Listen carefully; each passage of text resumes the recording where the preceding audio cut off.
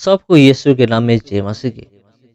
आप सभी को मैं मेरे और एक वीडियो में स्वागत करता हूं। आज की वीडियो में हम बात करेंगे ब्रह्मा और यीशु के बीच क्या अंतर है। ब्रह्मा और यीशु में से कौन श्रेष्ठ है। तो आज हम दोनों धर्मशास्त्र मतलब हिंदू धर्म ग्रंथ और बाइबल के बीच लिखा हुआ चैप्टर और वर्स के साथ साबित करेंगे कौन श्रेष्ठ है। अगर आप पहली बार इस चैनल को आए हैं तो चैनल को सब्सक्राइब कीजिए, क्योंकि इसी तरह इंटरेस्टिंग क्यूरियोसिटी चीज आप इसी चैनल में पाएंगे। तो चलिए और ज्यादा देर ना करते हुए आज की वीडियो हम शुरू करेंगे। पहला यूहन्ना 3:8, वो जो पाप करता ही रहता है शैतान का है, क्योंकि शैतान अनादिकाल से पाप करता चला आ रहा है। इसीलिए परमेश्वर का पुत्र प्रकट हुआ कि वह शैतान के काम को नष्ट कर दे। आज की वीडियो में हम हिंदू धर्म की एक प्रमुख भगवान के बारे में जानेंगे और उसी का नाम ब्रह्मा है, जो हिंदू धर्म ग्रंथ के अनुसार इस पृथ्वी को बनाया था। इसीलिए मेरा निवेदन, आप इस वीडियो को एंड तक जरूर देखिए, तो जाकर आप ये महत्वपूर्ण चीजों को जान पाएंगे। इस वीडियो में हम हिंदू धर्म का भगवान ब्रह्मा और बाइबल का प्रभु यीशु को लेकर कंपेयर करेंगे। ये कंपैरिजन सत्य और असत्य की है, क्योंकि सत्य ही स्थायी है। अगर आप झूठ के साथ जुड़े हुए हैं तो ये आपके लिए हानिकारक है। तो चलिए ज्यादा देर ना करते हुए सत्य और असत्य के बीच भेद को हम जानेंगे। पहले हम ब्रह्मा के बारे में बातचीत करेंगे। क्या सच में ब्रह्मा पूजा पाने का योग्य है? क्या आप इनको मान सकते हैं कि ये ईश्वर है? अगर हम शिव पुराण विद्यासर संगीता चैप्टर 7, 6, 7 और 8 को पढ़ेंगे, यहाँ इसे लिखा गया है, ब्रह्मा और विष्णु के बीच लड़ाई होता है। लड़ाई होने का कारण दोनों खुद को एक दूसरे से महान सोच रहे थे। विष्णु सोच रहे थे वो महान है, और ब्रह्मा भी सोच रहे थे वो विष्णु से महान है। हो सकता है आपको उसी का चैप्टर और कहानी पता ना हो, लेकिन मैं आपको आज इस वीडियो में बताऊंगा, क्योंकि उसी चैप्टर बहुत बड़ा है। इसलिए मैं सिर्फ इंसिडेंट के बारे में बताऊंगा। अगर आप खुद इसी चैप्टर और वर्स को पढ़ेंगे तो शुरू से अंत तक क्या घटना घटी थी आप जान पाएंगे। तो यहाँ ऐसे लिखा हुआ है, ब्रह्मा और विष्णु एक दूसरे के साथ लड़ रहे हैं, क्योंकि दोनों के बीच भेदभावना हुई थी। भेदभावना होने का कारण ऐसा है, वो दोनों जानना चाहते थे कौन महान है। उन दोनों का झगड़ा ऐसे बढ़ गया था और दूसरों देवों को प्रॉब्लम में डाल दिया था। दूसरे देवताओं को प्रॉब्लम में डाल दिया था। तो सारे देवता मिलकर कैलाश में जाकर शिव जी के पास पहुंचे, ये अभियोग करने के लिए ब्रह्मा और विष्णु के बीच युद्ध हो रहा है। तो शिव, आप इनके झगड़े को खत्म करके शांति लाइए। शिव ब्रह्मा और विष्णु के आगे एक अग्निस्तंभ के रूप में प्रकट हुए। दूसरे कुछ हिंदू धर्म शास्त्र में लिखा गया है, शिव लिंग के रूप में प्रकट हुए, लेकिन वो इम्पोर्टेंट नहीं है। इम्पोर्टेंट ये है कि शिव प्रकट हुए। ब्रह्मा और विष्णु वो अग्निस्तंभ को देखकर चौंक गए, सोचने लगे ये क्या है। दोनों मिलकर ये निर्णय किया कि चलो हम देखेंगे इसका प्रारंभ और अंत कहाँ है। तो ब्रह्मा हंस की रूप धार के ऊपर को गए ये देखने के लिए उसी का आरंभ प्रारंभ कहाँ से है और विष्णु एक स्वर की रूप में धरती के पाताल को गए ये देखने के लिए कि इसका प्रारंभ और अंत कहाँ है। लेकिन विष्णु को उसी अग्निस्तंभ का अंत नहीं मिला था और लौट आए।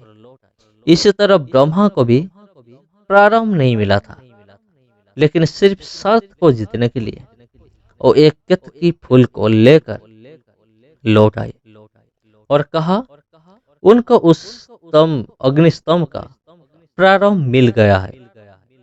लेकिन विष्णु ने कहा उनको उनका प्रारंभ नहीं मिला। लेकिन ब्रह्मा अपने अहंकार के कारण झूठ बोले और कहा हाँ मुझे इसका प्रारंभ मिल गया और इसका सबूत ये केतकी फूल है। इस केतकी फूल को पूछो। तो केतकी फूल भी ये जवाब दिया था।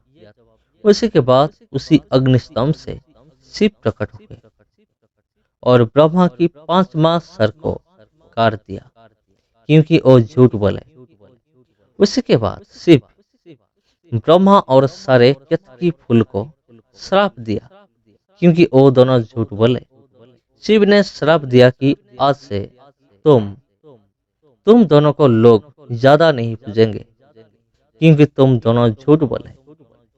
उसी के बाद विष्णु डर के मारे कंपित हुए शिव की चरणों में गिर पड़े और शिव को अपनी परमेश्वर के रूप में स्वीकार किए और शिव की आराधना की। उसी के बाद शिव विष्णु का आशीर्वाद किया और कहा आज से लोगों ने तुम्हें ज्यादा पूजा करेंगे। उसका मतलब ये नहीं है कि शिव की कोई वीकनेस नहीं था, शिव का भी वीकनेस था जो हिंदू धर्मशास्त्र में लिखा गया है। और हम अगले दिनों में हिंदू धर्म ग्रंथ और श्लोक के साथ बात करेंगे। तो यहाँ हमें एक चीज पता चला कि ब्रह्मा झूठ बोले वो भी खुद की स्वार्थ के लिए और ये कहने की ज्यादा आवश्यकता नहीं है झूठ बोलना पाप है या नहीं। झूठ बोलना पाप है ये सभी जानते हैं और पापों को शैतान शुरू से करता आ रहा है। अब हम देखेंगे बाइबल की परमेश्वर के बारे में। अगर हम टाइटस 1:2 देखेंगे, यहाँ ऐसे लिखा गया है ओह मैं ऐसा इसलिए कर रहा हूँ कि परमेश्वर के चुने हुए को अनंत जीवन की आस बंधे। परमेश्वर ने जो कभी झूठ नहीं बोलता, अनादिकाल से परमेश्वर जीवन का वचन दिया है। तो आपने देखा बाइबल का परमेश्वर कभी झूठ नहीं बोलता क्योंकि झूठ बोलना पाप है और सच्चा परमेश्वर कभी पाप नहीं करता। हम और एक बाइबल का अंश देखेंगे यूहन्ना 8:46। यहाँ ऐसे लिखा गया है तुम में से कौन मुझ पर पापी होने का लांछन लगा सकता है? यदि मैं सत्य कहता हूँ तो तुम मेरा विश्वास क्यों नहीं करते? यीशु यहाँ चुनौती दे रहे हैं तुम में से कौन मेरे अंदर पाप दिखा सकता है? सारे यहूदी और मंदिर के पुजारी चुपचाप वहां से भाग गए। हमारे प्रभु यीशु ऐसा ही है, सिर्फ एक निष्पाप जीवित परमेश्वर। ऐसे वीडियो तैयार करने का मकसद है हम किसी का क्रिटिसाइज करना नहीं चाहते और किसी को नीचा दिखाना नहीं चाहते, परंतु सत्य को प्रकाश करने के लिए उसी को रिसीव करना आपके हाथ में है। आपका मर्जी सिर्फ क्रिश्चियन लोगों के ऊपर आरोप इसलिए जब एक मुसलमान वीडियो तैयार करता है तो कहा जाता है कि सच को बाहर लाया जा रहा है, जबकि हिंदू वीडियो बनाता है तो कहा जाता है सत्य को बाहर लाया जा रहा है। लेकिन जब एक क्रिश्चियन वीडियो बनाता है उसी वक्त क्यों नफरत, वायलेंस को प्रकाश किया जाता है? ऐसे काम सिर्फ पाखंडी और हिपोक्रेसी लोगों ने करते हैं। तो आप इन सारे चीजों के ऊपर ध्यान ना देकर सत्य की खोज कीजिए। परमेश्वर कभी पाप नहीं करता, और अगर एक पाप करता है तो वो कैसा परमेश्वर हो सकता है? तो हम पापी इंसान और परमेश्वर के बीच क्या फर्क रहेगा? बहुत साल पहले ऐसे कुछ नहीं था, लेकिन समय बीतने के साथ साथ इनको भगवान बना दिया गया।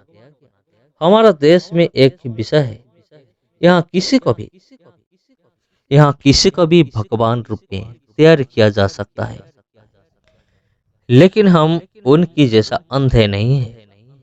बाइबल एक ऐतिहासिक पुस्तक है। यहाँ यह रिकॉर्ड किया गया है कि यीशु पूरी तरह से निष्पाप थे, सिर्फ हमारे पापों के लिए अपनी जान दी। मेरे प्रियो, किस धार्मिक भगवान दूसरों को बचाने के लिए अपने प्राण को भी जरूरी नहीं समझा? ऐसा कौन सा परमेश्वर है जो इतने सारे तकलीफ पाने के बाद भी ये कहा था, मेरे पिता इनको क्षमा कर, क्योंकि इन्होंने क्या कर रहे हैं ये नहीं जानते। ऐसा कौन सा ईश्वर है जो खुद दुख पाने के बाद भी दूसरों को क्षमा किया, परंतु दंड नहीं दिया? ओ ईश्वर प्रभु यीशु मसीह है। सबको मेरा दिल से नमस्कार, सबका जय मसीह की। फिर मिलेंगे आप लोगों के साथ और एक नया इंटरेस्टिंग इम्पोर्टेंट टॉपिक के साथ। सबका जय मसीह की।